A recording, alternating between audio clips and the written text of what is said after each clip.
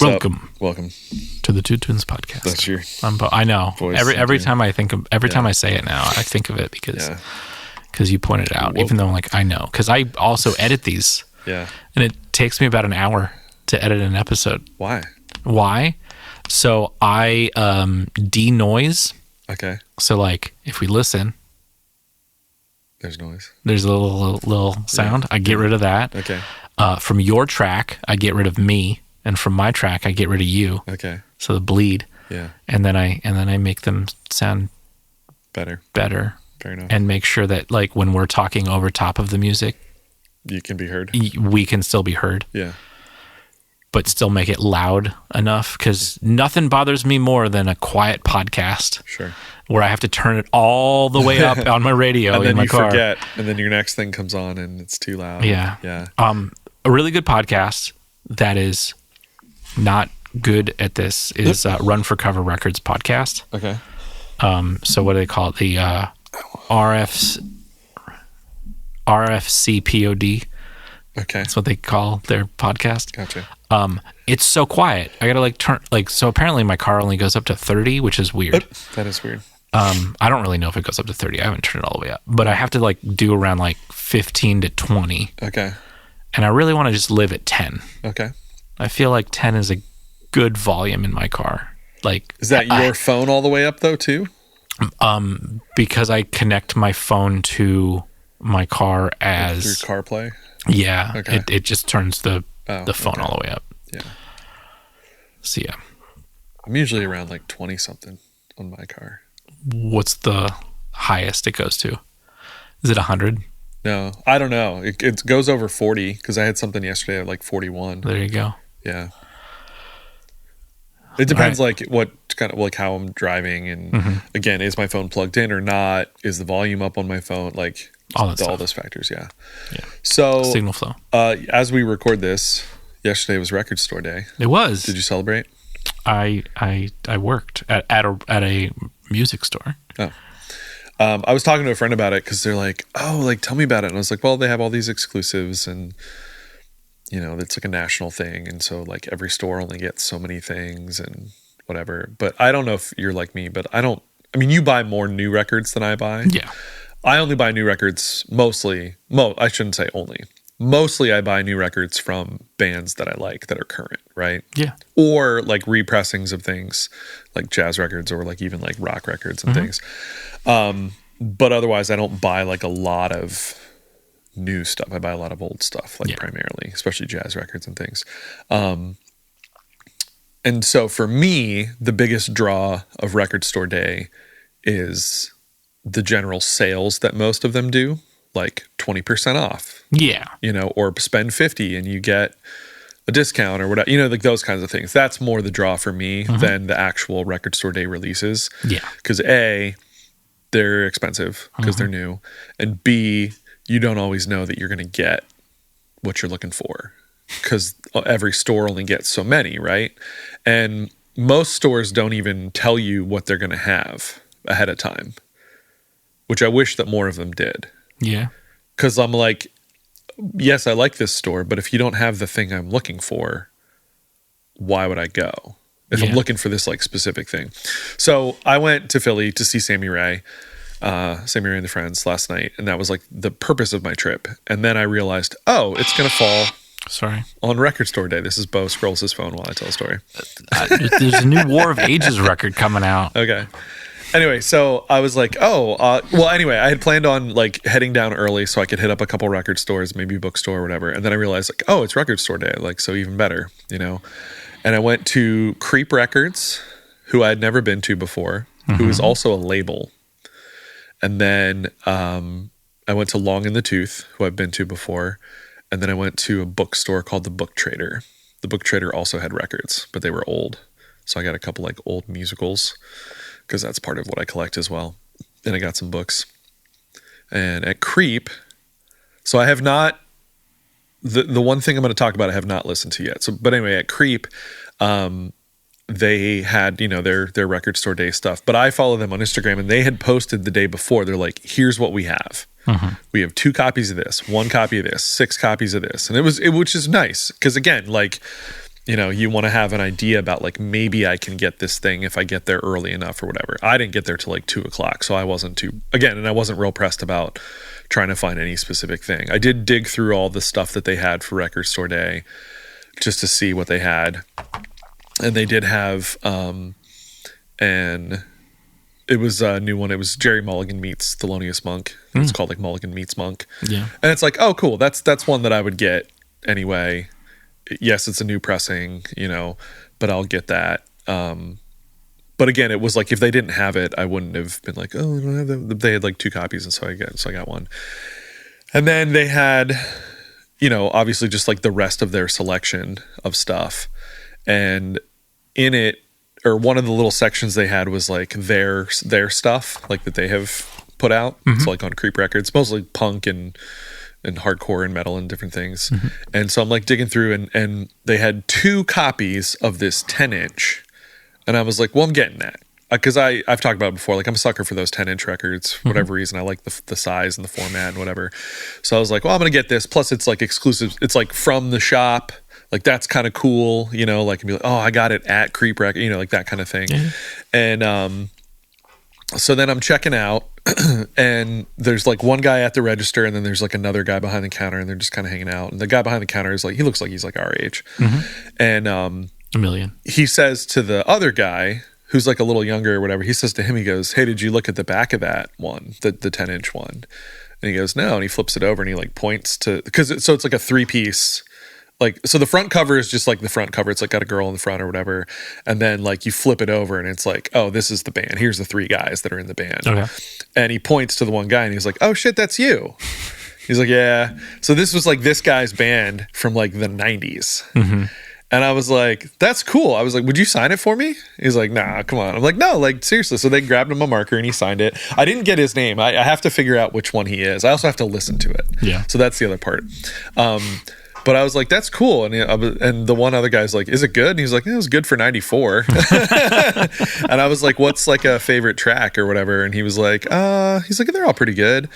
And then he's like, for like 94, they're all pretty good, I guess. And then he was like, I think like side B track 1 is like probably like a highlight for me or whatever. And I was like, oh, cool. And I wasn't like going to go into the whole, like, oh, I have a podcast thing, but I did. I was like, hey, if I featured on my podcast, I'll reach out and get an interview from you or whatever. He's like, okay, yeah. Okay, sure. So I have to listen to it. Okay. See if I like it, because I might not. I only spent $6 on it. That was the other thing. It was like $5.99, 10-inch record from the store that put it out. Yeah. Now I know even more of a story. Like that's kind of cool. So that was cool. They also threw in a thing of free rolling papers. Okay. They're like, because they're also like a head shop. Yeah. And they're like, do you want free rolling papers? I'm like, sure. So I got to find somebody who wants. So I'm gonna find some free rolling papers, because I don't need them. They do have Creep Records on them, so like, but I don't need them. So, but they also gave me, I got like, it was a bag, like a tote bag that they had like on that day, and it says Creep, and it's like, but it's like the Brat, like Charlie XCX, like green, and the font and everything. Okay. So like, I was like, this is cool. And then I went to the book trader.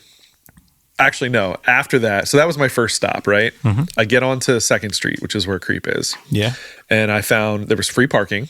Nice. Where I was, like this little spot. It was like all this back end parking or whatever. I had to loop the block a couple times till I found a spot.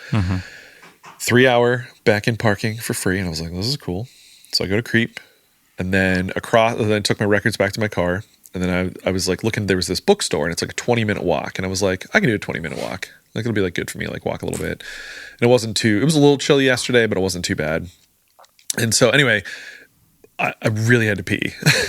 Because I'd been driving, right? And I'd been drinking water. I was like pretty good about drinking water. I like really had to pee. And I was like, well, the record stores don't have bathrooms. The bookstore's not going to have a bathroom. Anywhere I go, I'm going to have to like purchase something or whatever, like all these food spots or whatever. Well, there's a place called Bourbon and Branch. And I was like, well, obviously they have bourbon. So I'm going to go there. I'll get a drink and I'll use the bathroom, whatever. So I had a couple bourbons, like a couple things to try. They had like a select list of stuff that like only they have, or like limited edition things. So I was like, okay, I'll get, a couple things of that. And then I walked to the bookstore, which was fine on the way down. On the way back with all my things, it was a little cumbersome. And I was like sweaty. Stopped at a little coffee shop, of which I'm still eating the cookie. And then I went That's to... a long time ago. I know. And then I went to Long in the Tooth, who I'd been to before. Just bought a couple of like used things there. I didn't like dig. That was also like the last... I had to meet people for dinner before going to the show. So I was all like in and out of there in like 15 minutes. But yeah, it was cool. It was a good day. Got some good stuff. Got some new books. Got some new records, or new to me records at least. Very nice. Got that guy's autograph. Yeah. Got some papers. I want to. It was a banner day because you talked about this. This is a tag to last week. Okay. For me, so when I went to Cleveland for the show, like I had paid for parking like beforehand. Yeah. Like you get the ticket and then you get the parking, and I get the parking, but like it started at 5 and I was supposed to be like in front of the venue before 4. Okay. For the meet and greet stuff. So, but the people who were working there like let me in, and they took a photo of my thing so that they could scan it and all that. So like we're all good. So I get there, and then I'm just driving through the parking garage, which was weirdly shaped, by the way. It wasn't a square. Okay. It was like a chevron. Huh. So like you're going up, and then you'd have to turn, and then you do it again, and it's just weird. But so I parked on the one side.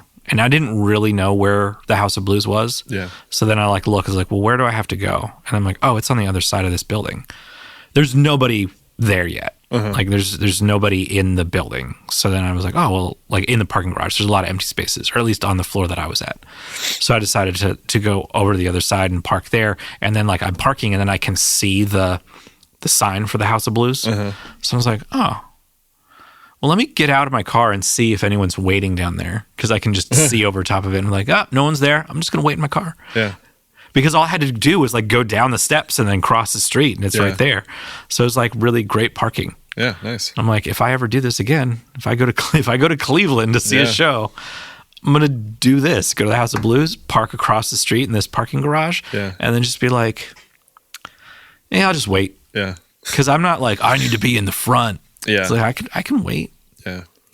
That was us. So we went then to Other Half Brewery, which is next to the Fillmore, and like same thing. It was like 7:20 for an 8 o'clock show, and like I think doors opened maybe at 7. Yeah, and I was like, yeah, we're good. We can go over now. Like even that felt like a little. I mean, it was like 7:52, all of a sudden everybody's there. Like it felt like no one was there, and then all of a sudden everybody's there. Yeah. Because I had kind of missed my window to grab a water.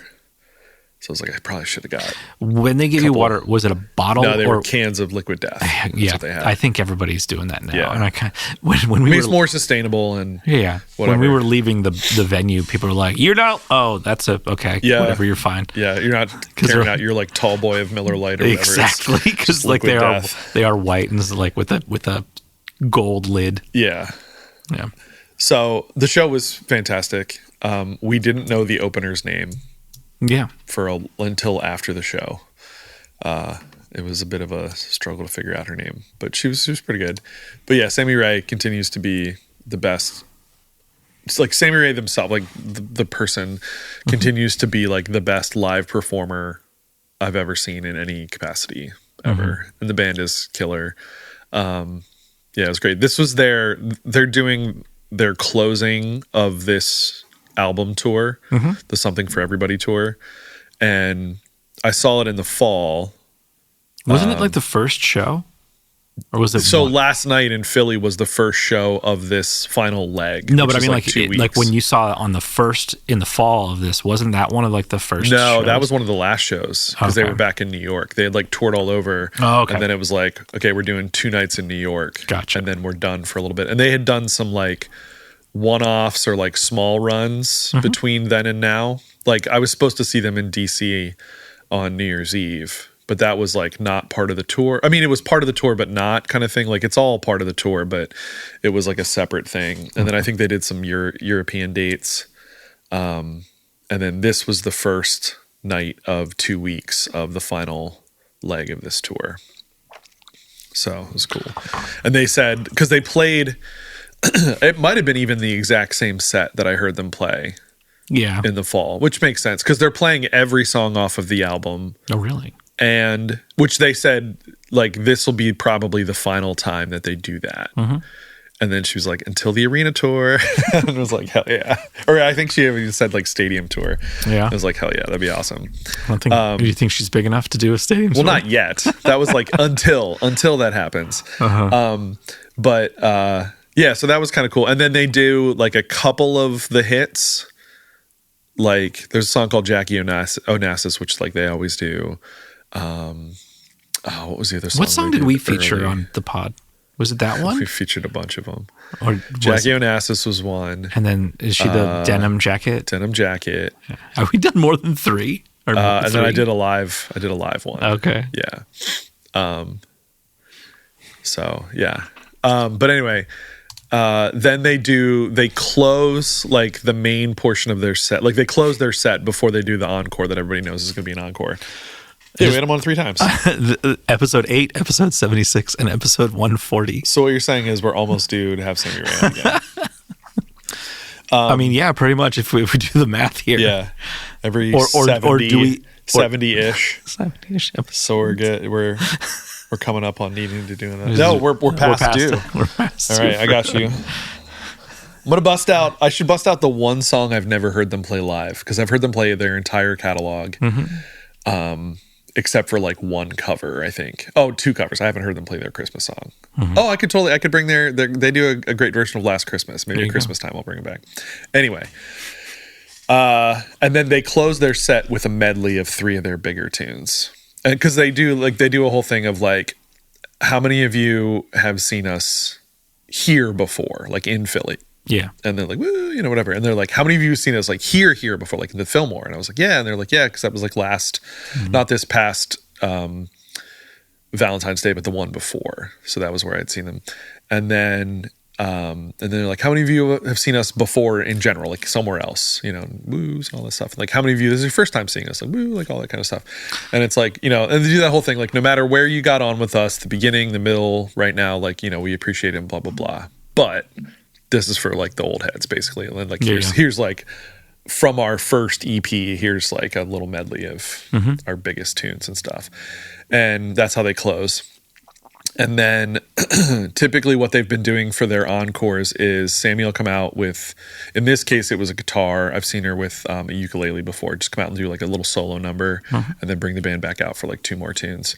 Last night was kind of cool. So she came out and sang, it's a song called State Song, which is off their new album.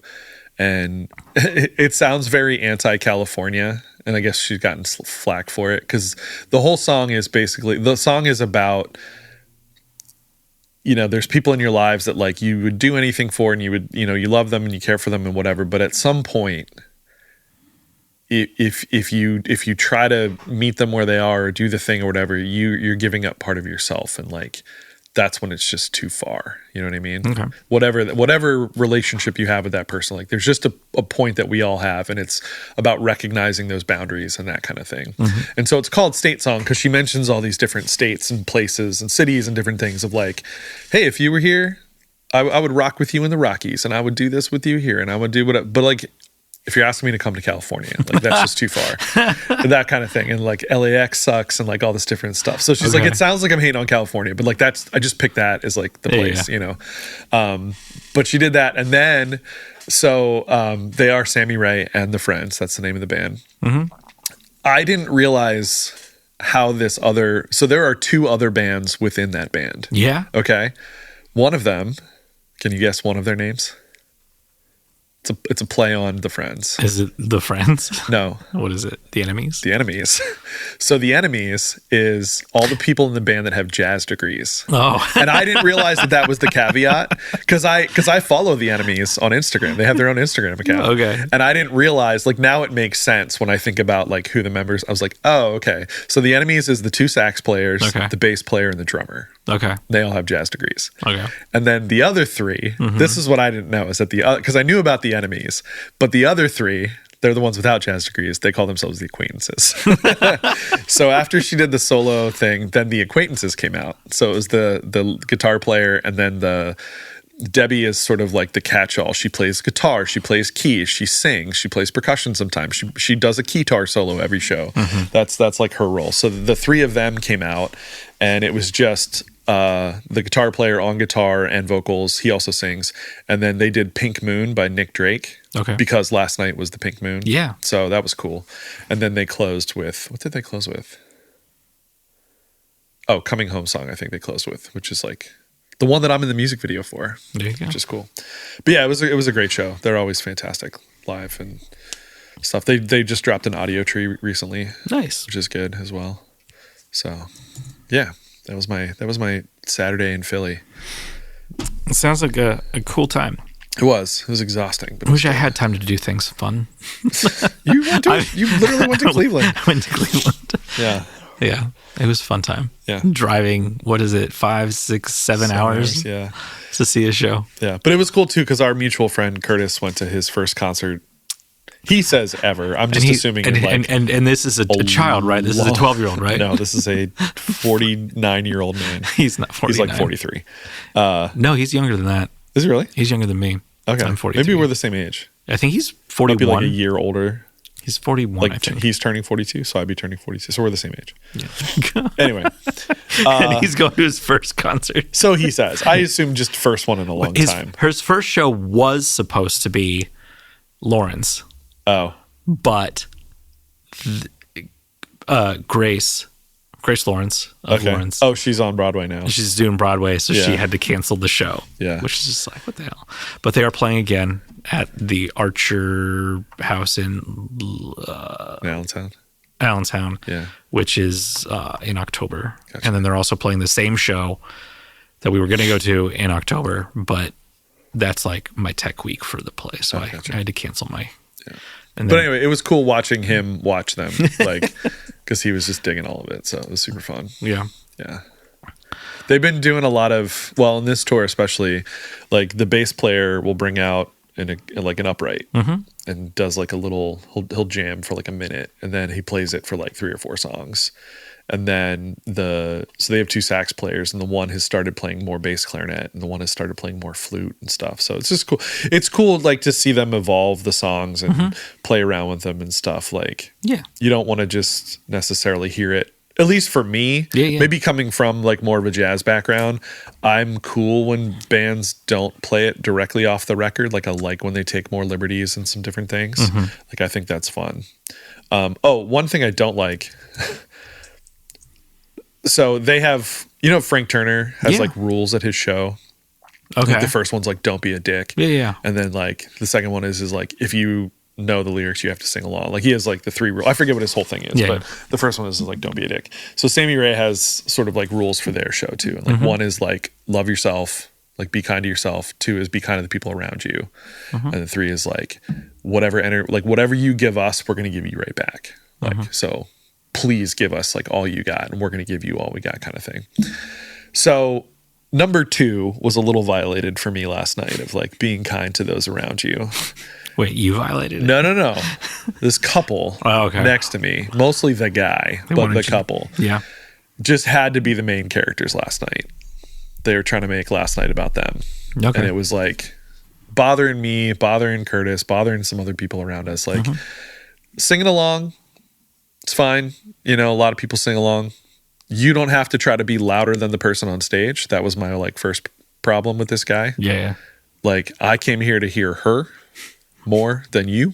Like it's again, fine. Like I sang along certainly on choruses and different things. Like I'm singing along and stuff, but it's like, I shouldn't hear more of you than the person with the microphone and the speakers and all that kind of stuff. Okay.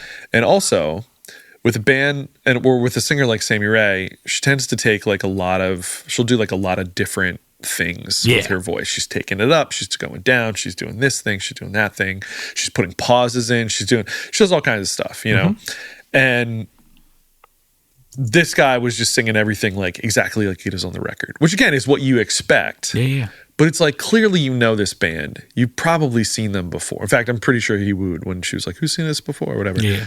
So she's not going to do a lot of what. So like, don't. You know what I mean? And also, don't do it so freaking loud. Like that was the other thing that just bothered me. It was just so loud all the time, and it was just very much like, listen to me. I know all the things. Like, who cares, man? Like, no one came here to hear you. And then at different points, he and his wife were like holding each other and swaying and whatever. Again, like, you guys are having a good time. That's great. Stop bumping into me.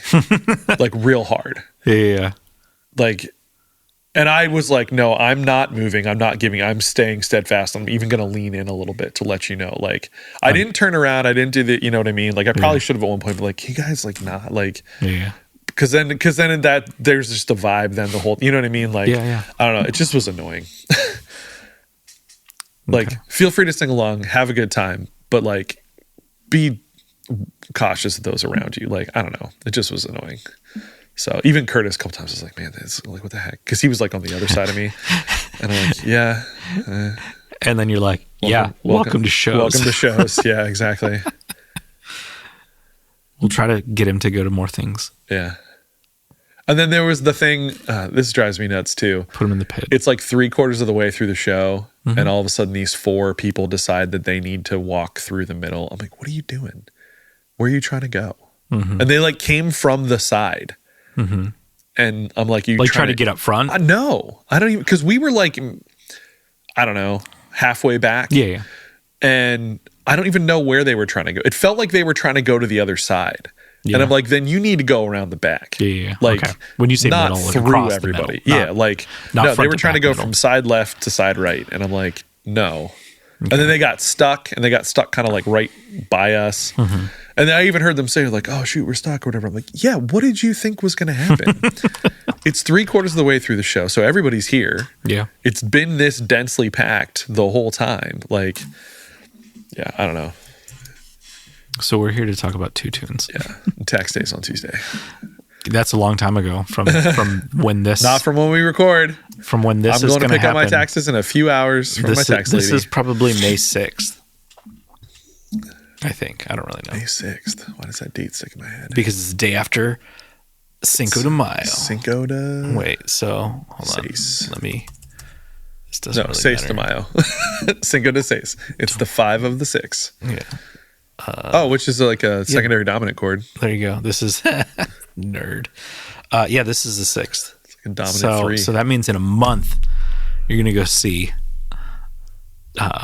Less Than Jake and Suicide Machines. A month and a week. In a month from this date, I might go to see... Might? What? Might? No, in a month from this date, Yeah. I might go see the starting line in Jersey. Oh, yeah, you're going to go see the starting line. Maybe. Yeah. Or maybe Winona Fighter. Probably not, though. Okay. Even though I brought them to the podcast. You did. That's the reason that I only asked. know like 2 of their songs. They're good, though. I listened to that record. I'm sure. I haven't listened to the record. It's a Friday. It'll be great. It's a Friday after the last day of school. Yeah. Or that is the last day of school. It's the last day for us. Yeah. And then we got to do a bunch of other crap. Anyway, so MAITA is this band's name. MAITA, the name comes from the singer, her mother's maiden name. Okay. And what I thought was really interesting from Fluff and Gravy Records Sure. is that Maria MAITA Kepler studied Japanese woodblock printmaking, which I think is really cool. Yeah. Like I think screen printing is like just printmaking, screen printing, all the versions of it, intaglio. I was going to be at one point it was going to be my major. Before I joined the code. Where would you do that? Where? Yeah, well, like where were you looking at doing that? No, I mean I was already doing it. Oh, where? At Edinburgh. Oh, okay. So Edinburgh, University of Pennsylvania, also now known as Penn West. Good art school because a friend of mine went there. Mm-hmm. They've got a really good art program. Yeah. And I was for a year and a half. I was an art major. Huh, I never knew this. Yeah, I was an art major for a year and a half. I took all the classes. And then I took printmaking, and it's like one of the you have your drawing. You have 2D design, you have 3D design, you have graphic design. You kind of have like these basic ideas, and then you kind of like dig into your major, which was going to be film and video. Okay. But then I took printmaking. I'm like, this is really cool. Like, I dig doing this. Yeah. Like, because there's like some science to it, because there's a way that so you have like metal plates. Woodblock is different. Like you're cutting away stuff. You're kind of making stamps, right? Yeah. And then the other way, you have a piece of metal, and then you're etching into the piece of metal, and then those cavities that you're creating hold the ink. So you're like putting in. But there's a way that you can put it in like an acid bath, and it'll eat away, and then like you cover up what you're like, oh, I think it's deep enough. And then you cover up some things. And there's a way that you can like time things to be like, oh, well, these will create bigger holes so that they have more ink. And I made these 2 plates, and one, they were basically a spiral. But the one I timed, like it went backwards, and the other it went forwards, like from the inside out, and the other one went outside in. Yeah. And then when you printed them together to create like a progression from one color to another. So, and I have them printed in my basement, nice, in my studio. Anyways, that's what I thought was really cool. She's a Eugene, Oregon native. Is Portland PDX? Yeah. Okay. I think that's the airport code. That makes sense. Yeah, but also like the University of Portland, I'm pretty sure their website is like pdx.edu. Okay. So Fluff and Gravy Records is from Portland, Oregon. And it's Fluff and Gravy. Sorry. Not like Fluff and the Gravy. Yes. Anyways, who else do they have? A lot of bands that I don't know, because I went to artists, and I think the only band or person that I knew... Wait. Go ahead. Go back up. Oh, never mind. I thought I knew that first person, Anna Tivell, but I don't. The only person that I think that I know is... The Freak-Ons. That's a good name. Nathaniel Talbot. That's the only one that I think that I know. Hong Kong Banana. Can you scroll down a little bit? I just want to see who else they have. Okay. The Horses Ha. Interesting. Who's the last one on there? And then Whim. A lot of this looks like, look like Portland. Indie, folky. Yeah. It looks like Portland. Drunken Prayer. That's a good band name. Yeah, I might listen to a lot of these bands today. Yeah. I wonder if my sister knows any of these. She lives out in Portland. Yeah.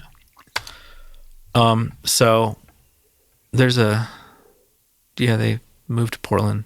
You from Eugene moved to Portland, found a guitar player, Matthew Zeltzer, and formed the band after her mother's maiden name.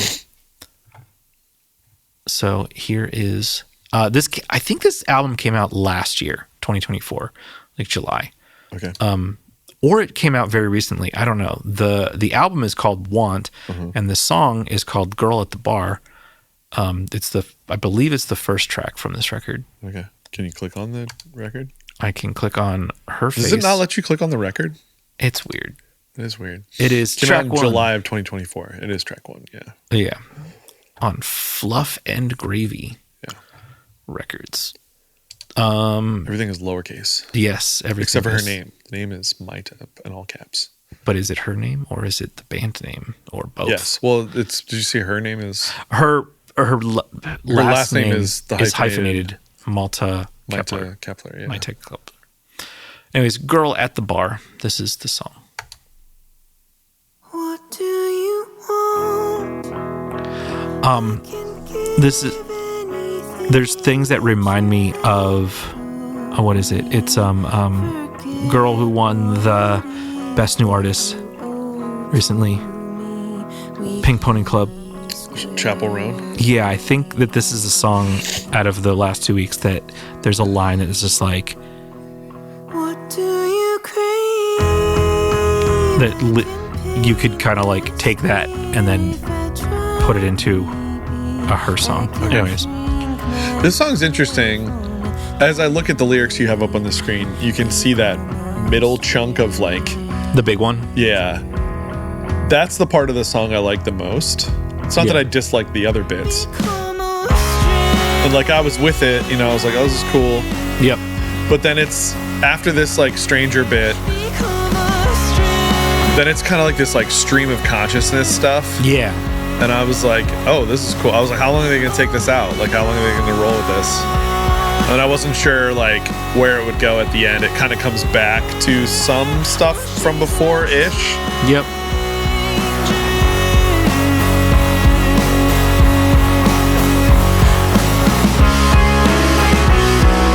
So after this little interlude is the part that I'm talking about. It's just very like this and this and this and this and this and this.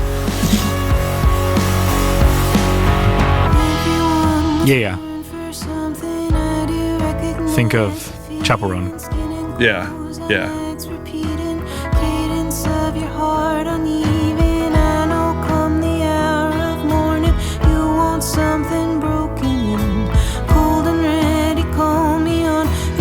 Yeah, like the song structure is interesting because it it's is not like pop. It's not a pop. no. It's almost through composed in a way. Yeah.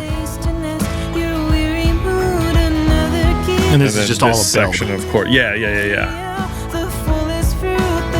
Like there was part of me as I was listening to this for the first time, I was like, oh, is this just how the song ends? Just all these ideas and like building, and then it just would like end, and then it kind of goes back instead. But yeah.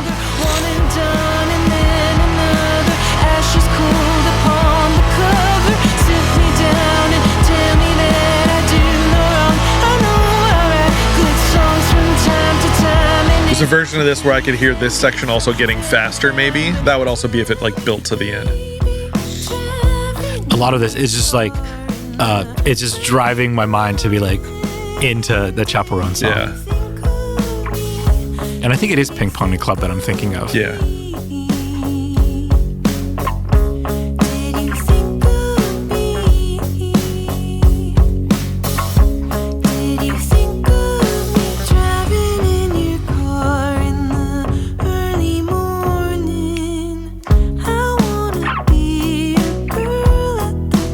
Oh, she said the name of the song. Oh.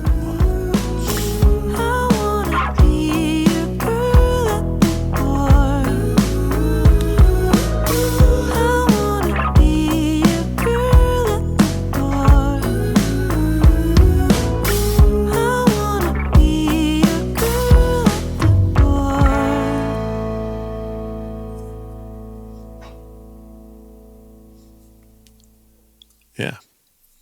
It's cool. Notice how that song ends. This is me disrespecting the next song. Boo. No disrespect. No, because, we'll talk about it later. But, yeah, it just seemed... No, I have not listened to the whole record, but I want to, even though it's... Like, it just probably popped up in the last couple weeks. Okay. I've been doing a lot of driving, as you know, because, I've been going over to Cleveland, like you do. Cleveland and Pittsburgh a lot. So just putting on albums. Yeah. Or just finding stuff. Okay. I have been listening to a lot of what band is it? There was a band that I listened to like their whole discography. Yeah. I listened to a podcast, the Run for Cover Records podcast. Uh-huh. And then they talked about a band, and then I listened to the band's entire discography, and you could tell it's like, oh, this is when they got like... This is when they got good? Well, when they got the money to record well. Oh, sure. Yeah. And then... Yeah, there's been some bands that I've been listening to, like I'm getting on their newest stuff, and then I go back and I'm like, Yeah. You can hear, like where it's going and like whatever, how they got to where they are, but I'm like, this doesn't sound that great. For various reasons, but there's another weird moment that happened recently. So there's another podcast. What is it called? It's I'm going to forget the title, but they talk about a song. Like each episode talks about a song. The guy breaks it down. The One Tunes podcast. It is. It's a very much One Tunes song. Great songs, something I forget what it is. Anyways, and they were talking about Mars Volta. And they were talking about something off the first record. And he's like, was it that one song? It's not one that you'd recognize. Oh, okay. It's not that one song. Do you know the one song? Everybody knows the one song. I don't know what it's called. It's Roulette Dares the Haunt of. That's the song that they went over. What's the song I'm thinking of? I don't know. Elvia. Whatever that is called. Yeah. I can't. But so I was like listening to that, and that was like me driving to Cleveland. I was listening to that a lot. Sure. And then, what's one thing that you know about Mars Volta? about like their songs. Like, what do all of their songs kind of have in common? There could be a couple things that like, I don't know. They're very like, I don't know. I think they're very proggy. Yes, and like, they'll do like almost like genre switching. Yes, in the midst. Mm-hmm. And what does prog have that like? Oh, geez, sorry. Most pop songs don't. I don't know. I was gonna say like a storyline. A storyline, yes, but like length, right? Sure. Like all their songs, they're long. Like they might have like 10-minute songs. Sure. Right. Like the Mars Volta has 10-minute songs. Yeah. I didn't know that this was happening, but the Mars Volta put out a new record. Oh. Just like a second ago. Okay. Like I think I saw that they were back. Like we're maybe playing. But this record, this is like 3-minute songs. It's a 18-minute or 18 songs, 50 minutes. Yeah. And the longest song is 5:45. Yeah. And the next longest song is under 4 minutes. Yeah. And some like songs 30 seconds or 29 seconds. Yeah. And I'm like, what is going on here? This is really weird. Yeah. It's weird for the weird band to be like, let's just put out short things. Yeah. So, but I've been listening to a lot of Mars Volta. Did you listen to the new album? Partially. Because it would be funny if it was actually like really, it's like one long song. It is not one long song. We've just broken it up into. I mean, they've done that before. Yeah. This isn't going to go. So like with Francis the Mute. Yeah. Miranda That Ghost Isn't Holy Anymore is into 4 sections. And then Cassandra Gemini. Well, it's not though. Wow. Yeah. Anyways, is into 5 sections. Livia Leviasquez, that's the song I was thinking of. I think it's Elvia Leviasquez. Well, they say Elvia. Yeah.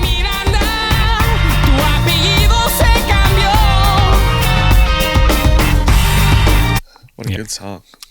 Yeah, but then it's 12 minutes. Yeah. And like I just went to where the lyrics started. Yeah. Which is a minute into the song. Yeah. And then it gets weird. Like The Widow's good too. Yeah. He's got fast in black lungs. But they're not a pop band. Yeah. They can't be a pop band. Anyways, we're not going to talk about that band.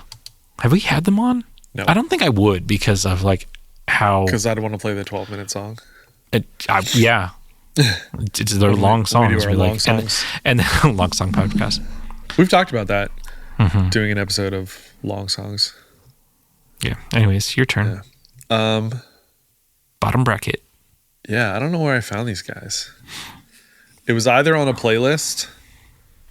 I've been doing some like Spotify will do, and I'm sure Apple does this as well, where they'll do like somebody you've been listening to lately, they'll make like a playlist around them. So it's not just their music, but it's their music. Their music is like every other. So like, for instance, I listened to like an Origami Angel one that they made the other day. And it was like Origami Angel is track 1 and 3 and 5 and 7. Or like mostly every other one. Oh, okay. And then in between it was like Riley and then maybe Bottom Bracket or something like other thing. But I had already been listening to Bottom Bracket. So it just does stuff like that where it'll be like, hey, you've been listening a lot to this person. What if we made like a mix based on that artist or whatever? And so I don't know if it was from that or if it was one of those like I was listening to somebody and I scrolled down far enough and it was like other bands like this, that kind of thing. But I saw the name and I was like, okay, well, it's for whatever reason, it was like suggested to me and whatever. And also I kind of laughed to myself because like a few weeks ago we had the band Bracket on, who I've been listening to for like a long time. And then, yes, I see. Yeah, Bo is showing me that Riley is playing with Arm's Length. And Prince Daddy and the Hyena. Yeah, I like one of those bands. Riley, I know. Yeah.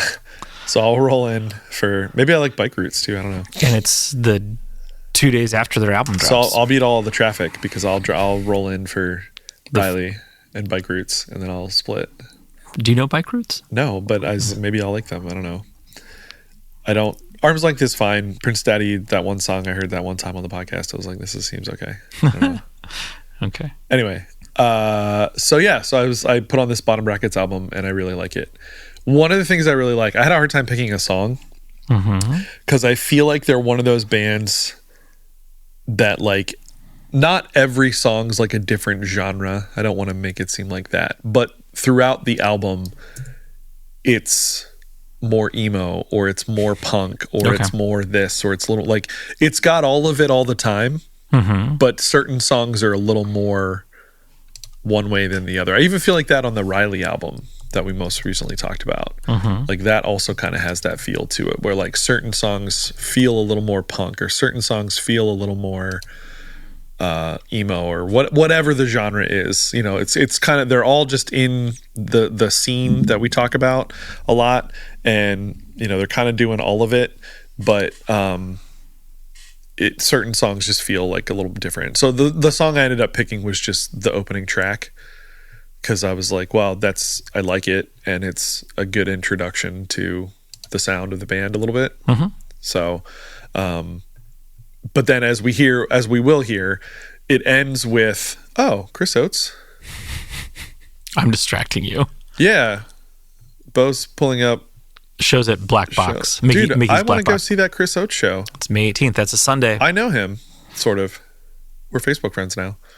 Anyway, actually, I'm going to do a little side tangent here for a second. So in the intervening weeks that we have not recorded, this is actually last week as we record, I conducted my first festival. Yeah, I saw that. Which was really cool. I was up in District 9.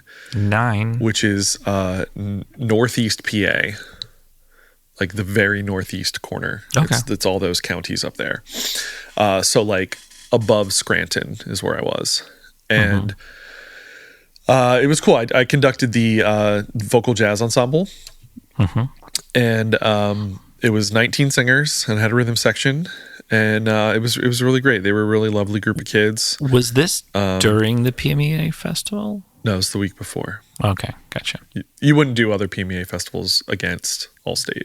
Yeah. Because then those kids and teachers can't go to Allstate. So it was a week before. But a friend of mine, she was the host. We went to college together, and she was the host, and she hired me like 2 years ago. So, but it was cool. So like this thing has been on my calendar for so long that it felt like it was just never going to happen. And then all of a sudden, oh, here it is. So it was 2 years ago? 2 years, like almost 2 years ago, exactly. Yeah, I get a Facebook message. Because usually you know at least a year in advance, but sometimes you'll know 2 years in advance. It's like, okay, I want to host this festival. I can't host next year, or that person's hosting next year, but I know that I want to host next, you know, and I know when I can set the date and all that stuff. So, so I've been knowing about this thing for a long time. And so I programmed 5 tunes, some pretty challenging ones, but after I made a few edits after day one, we were like, they were real successful with it. They worked really hard, and they were just like really sweet bunch of kids. And I get all like sentimental about stuff and whatever, but like, especially because it was like my first time doing that thing, and like it was a good experience, you know, like it could have been crappy if it was like different people or whatever, but they were a really sweet group of kids and did a good job. So they'll hold a special place in my heart for a long time. But I cried at the end of the concert a little bit. So yeah, it was cool. It was a fun time. After lunch each day, because I just was beat. Yeah. So we rehearsed on a Thursday from 9 to 4, and then a Friday from 9 to technically till like 5, but I stopped around like 4:30, and then had the concert Friday night. So after lunch, it was just to kind of like ease our way back into like that afternoon block of time. I was like, let's do like a Q&A, like an ask me anything kind of thing. Like obviously school, you know, appropriate things, whatever. So the first day we did it, it was a lot of superficial, what's your favorite? What's your least favorite? Like those kinds of things. And one of the things was like, what's like a favorite artist you listen to like outside of jazz right now? And I was like, oh, like Sammy Ray and the Friends is like one of my favorite. And this one girl like exploded out of her seat. Oh my gosh. She was so excited. She was like, I love them so. She's like, I was going to ask you if you've listened to them. Like, I love them so much. I keep telling my band director to listen, blah, like all this different stuff.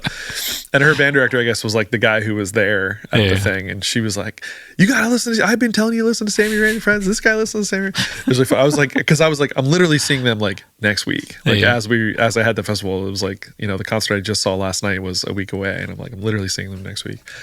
And she had seen them in Central Park actually, like the previous summer. And I was like, oh, that's cool. And then the next night after the concert, the mom was like, I guess she had talked about it at home that night, and the mom was like, I understand you listen to Sammy and the Friends. I'm like, yes, I do. So it was kind of funny.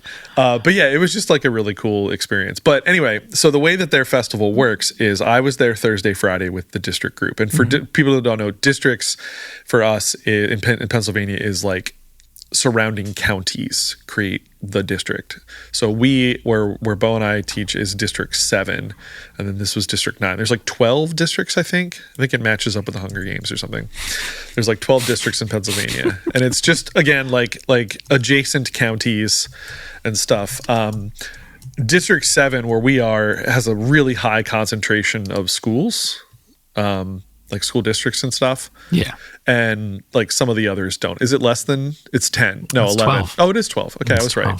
So like District 12 is 2 counties, 3 counties? 3. But like one of those is like Philadelphia County. So Philadelphia, like, Delaware. So like Philadelphia, which has Chester. a bunch of schools, and then like the local area. But then like District 11 is 2 counties, Bucks and Montgomery, because again, there's like a bunch of schools. But like District 10 is pretty wide, like a lot of counties. I guess ours has a lot of counties also, but like there's a ton of schools in our county. There's 8. Or in our district, I should say. And then like District 2 goes like halfway across the state, which is crazy. But again, like those counties are pretty loosely populated. Yes. So like, you know, there might be like 4 or 5 school districts in the whole county. Like Warren County is one school district. One school district. Okay. How many high schools? Like 2, maybe. Yeah, I don't know actually. Yeah, it might be one of those like countywide school districts. Maybe there's like a couple high schools. There's a couple. I know that there's a couple. Yeah. I taught in one of them. Even still, so I was up in District 9, which is Wyoming, Luzerne, Lackawanna, Wayne, and Susquehanna counties. So like very, very northeast.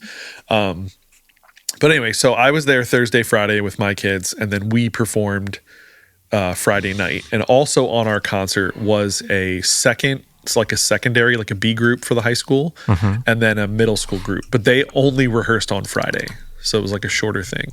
But then Saturday was the District Jazz Band concert, and that District Jazz Band was rehearsed Friday and then Saturday. And then they also had like 2, like a B band high school and like a middle school group that only rehearsed on the Saturday. But the reason I started talking about this was A, it happened, and B, was that Chris Oates, saxophone player who I was just mentioning is going to be playing around here, he was the District Jazz Band director, which I didn't realize that he was there, because like I sort of know that guy, and I would have liked to talk to him and just chat a little bit, but I didn't know he was there until after I left. And I was like, oh, he was literally in the same building as me rehearsing with these other kids. So yeah, but that's cool. But his pretty big band is going to be playing in Lancaster or Lidditz, which is cool. So you're just looking at a map of Pennsylvania now. So while I was driving across Pennsylvania, yeah. Do you know how many counties there are? I don't, but Iowa has 99. 99 counties. Yeah. So when I was driving 80, there was a sign, and it's like, you're in this county. And then there's a sign like a mile away. It's like, you're in this county. Okay. And I'm wondering where that is. Like where like you enter a county and then you go back to the county. It's like that. It's like that thing here. like when you drive down 81 and you're like in West Virginia and then you're not, and then you're back in it. Do you know what I'm talking about? Oh my God. There it is. I found it. You found it. I found it. I found the triangle. Oh, wild. Yeah. It like dips. So you're like in one county. So you come out of, actually even up top. Do you see that? So you're in one county, and then you like cut across the tiniest little bit of a different county, and then you go right back to that same county. Yeah. And then you dip into the tiniest little bit of another county, and then you're in another county. Yep. And then maybe like 10 miles, you're back into that third county again. Yeah, I think this is Venango. Sure. So like you're in Venango, you cut across like a little sliver. You got to zoom out, bro. I know. I don't know which way to go. Right there. No, too far maybe. Okay, so you're in Clarion County, and then you dip into... This is Venango. And then you go back to Clarion. Yeah. And then you cut into Venango again. Oh, you're talking about you're going east. Yeah. And or then west. you dip down into... What's that one? Oh, how do I do this? Scroll minus. Or the... What do you call it? Minus? I don't know. No, other way. Butler. And then you go back up into Venango. That's weird. I mean, all this stuff's arbitrary. And Venango's weird. And what the hell is this with Crawford and Venango County? Yeah, There's like steps. It's like very severe angles. It's like, dude, why don't you just? Oh my God, so why? Welcome to the episode about maps. Yeah, everybody go look. It's probably just roads. Oh, it totally is. They're like, yeah, it follows this road. Severe angles. Yeah, it looks like steps. Anyway, so that's what I did, and it was really great. I had a good time. Hire me to do your district vocal jazz or district jazz band. That's really cool that you or county stuff. Yeah, it was super fun. I could never do that. I'd be too shy. I'll tell you what. Well, first off, I'd have to do stuff. Exhausting. It was so exhausting. That first day. So I get headaches too often. I just want to point out that it's 2 tunes. And we haven't gotten to the second tune yet. So I get headaches too often, but I can usually attribute them to lack of sleep, dehydration, stress, less so stress, more the other two. Well, I had all 3 of those, right? Because high stress situation, slept in a hotel, I'm already tired, whatever. I didn't drink enough water that day. They put you up for that, right? They did. At the Hotel Anthracite in Carbondale. It was very nice. And sorry, I keep bumping the mic. And so by the end of that first day, I had a migraine, essentially. It was just really bad. I had aura with it. I had light sensitive. It was all the things. And so my 15-minute drive back to the hotel was excruciating because I was I just need to sleep for a little, because the only thing that helps me is some Excedrin and some sleep and obviously water and some caffeine and some other things. So I went back to my hotel, and the other thing was I don't want to sleep because then I won't go to bed and then I'll be effed for tomorrow. So it was playing this little dance. So I went back to my hotel room, took some Excedrin, kind of laid on my back, which I don't sleep on my back. So I can take a nap on my back, but I know I won't sleep long. Good. So I laid on my back for I think an hour, and then it did not really help.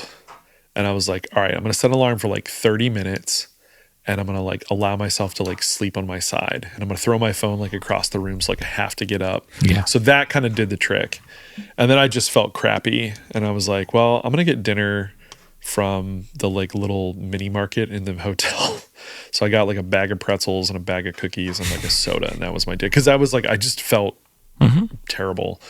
So, but then Friday I was feeling good, and I made sure to drink more water, and I had I took some preemptive Excedrin in the morning, and took some at lunch and took some at dinner, just to kind of make sure I was good. So yeah, but overall, again, great experience.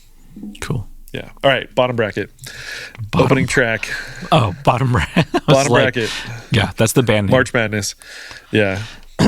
So I need to find a group called Top Bracket, so then we can pit them against each other. Yeah. This song is called. Sorry, I just had anyway. I just looked at my phone. I shouldn't have looked at my phone. Yeah. I sent a picture of my cold brew, and somebody was like, "What does that mean?" On the label, and I was like, "I don't know if I know what that means." So it says GR, so grande. Yeah. VAN, vanilla. SC, sweet cream. NCB, nitro cold brew. There we go. I just put it together. I was I don't know what the SC NCB means, because that's what my friend asked. I was I don't know what that means. Now you can text him back. Sweet cream, nitro cold brew. Let me send that back. Megan, messaging back right now. Sweet cream. Oh, did she listen? No. Nitro cold brew. She does not. Okay. Anyway, bottom bracket. This is the opening track off of their album, I'm So Afraid of Where. It's called A Condemnation. And yes, the track ends with going into the next song. Or is it the next one already, and then they just put a really bad break? It's not bad break. You should pull up that other song. I will.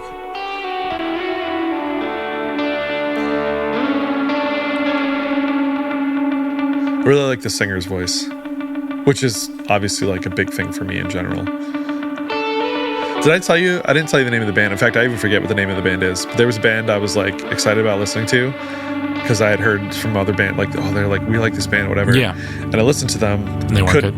They were great. Yeah. Didn't like the singer. The band, the music, everything was great, and I the singer. I was nope, I can't. Gotcha. This, not vocally, musically a little bit, gives me Jimmy Eat World vibes. Yeah. right? Yeah. Like in some ways. So afraid of where we'll end up after this. By the way, said the name of the album.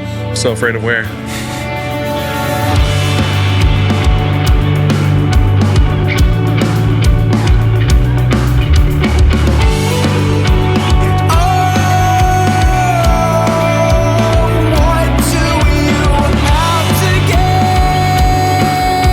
I like that I can see the lyrics now that you put this up here.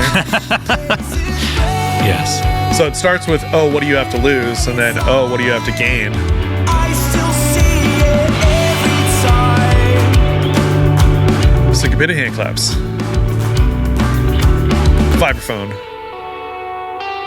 And There's vibraphone. It comes back.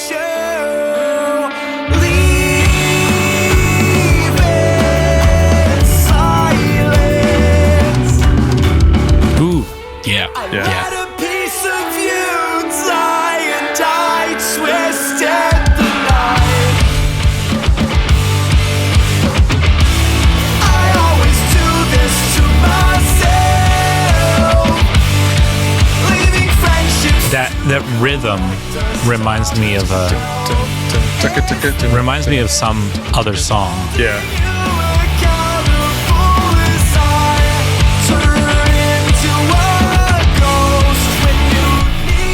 I can't think of what it is.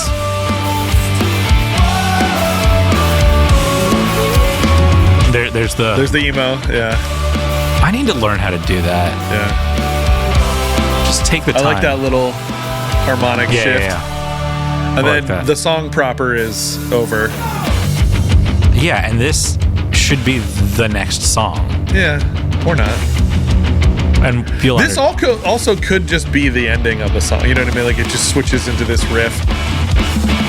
But it very much goes into the other track. You should have just put it on there. No. Go to the album. Hold on.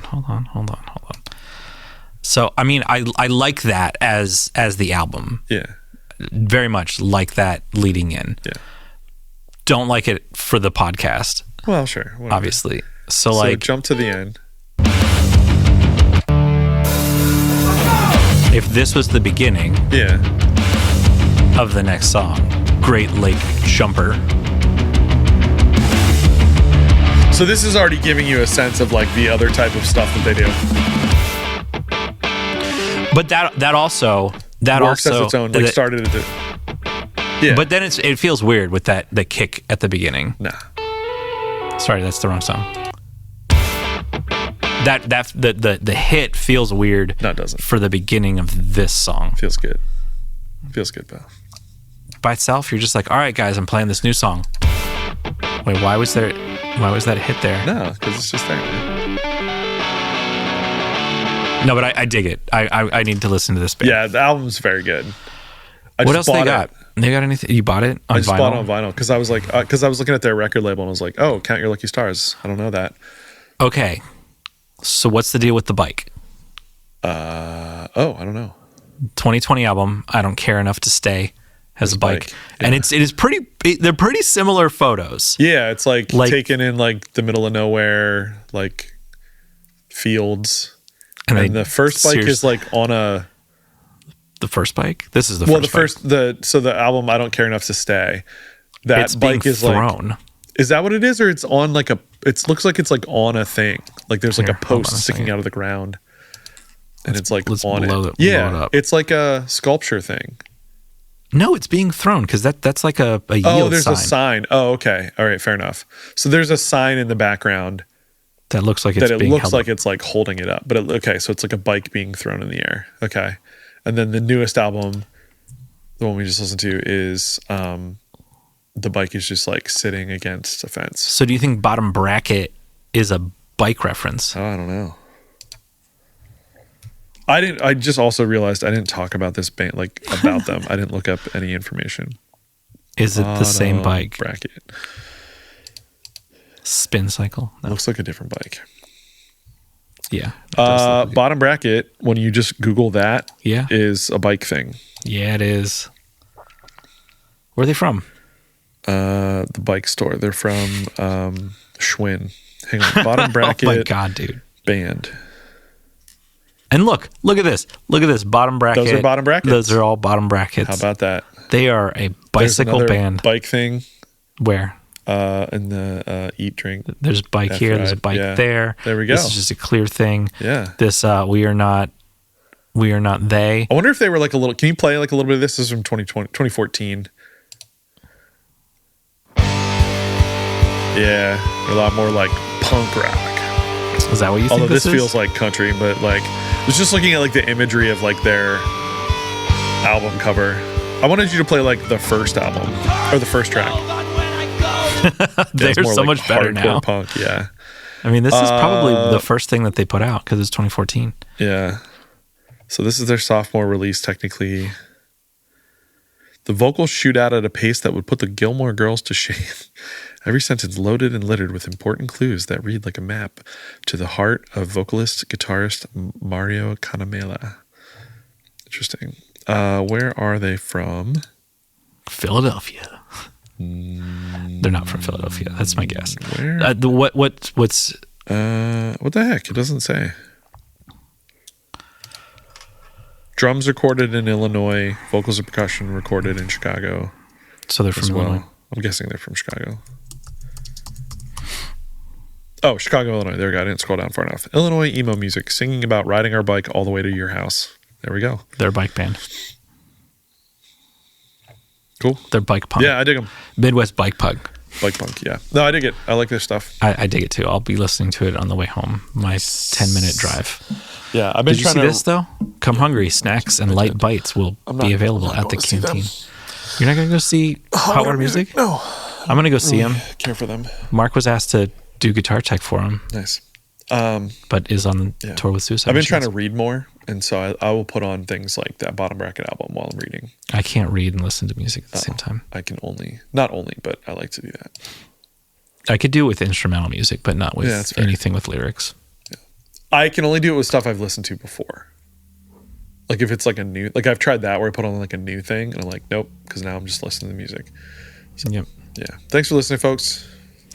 Tell everybody. We'll see you next week, which is still May.